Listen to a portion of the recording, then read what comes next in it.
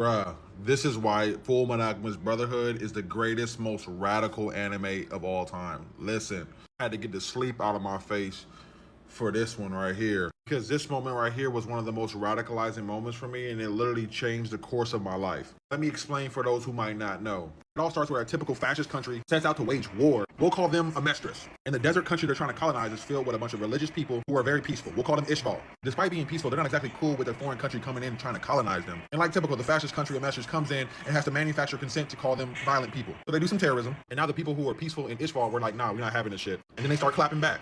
And this creates the conditions for a mistress to go in all-out war against Ishval. And when I say war, I don't really mean war. It's more like a G-side. The show calls the episode Extermination because not only do they have a traditionally stronger military, they also have people called alchemists, which are basically like super bombs or weapons of mass destruction. This is where our character is Roy. This is where we meet our character is Roy Mustang, who is basically a human bomb, and Riza Hawkeye, who wasn't an alchemist, but she was a sniper during the war against Ishval. Basically, her and human bomb man, Roy Mustang, committed a bunch of war crimes during this unjust war against Ishval. And it wasn't just them, it was also a bunch of other alchemists and soldiers as well. As you can see, it had a toll on them. They didn't really want to do this, but it was a part of their military job to do it. By the way, any of this sounding familiar?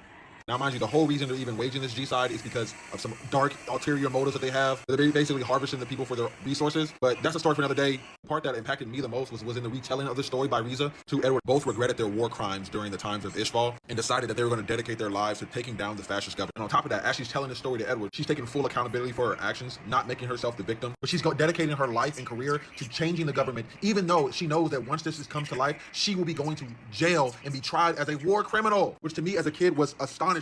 Being so dedicated to doing the right thing and atoning for your own sins, ultimately making a better world, you would put yourself in a position where you're going to jail because you care more about the world than you care about your own well-being.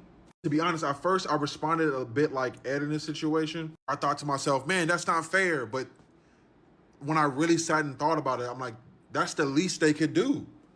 Because at the end of the day, these people will never get their lives back. This dedication to doing what's right, I think really moved me as a person and was like a huge radicalization moment for me on a personal level, but also on like a more systemic political level, as I'm a citizen of a country who literally does what a mistress does all the time. Like this whole situation was straight out of the colonizer's playbook. I want to see justice happen for those people, even if it means holding our country accountable in any way possible. That's how we create a better world. To be honest, I'm ready to see the fall of all fascist governments. This was so eye-opening. It really changed the way I view the world and also how I deal with accountability in my personal life as well. I strive to be the kind of person that,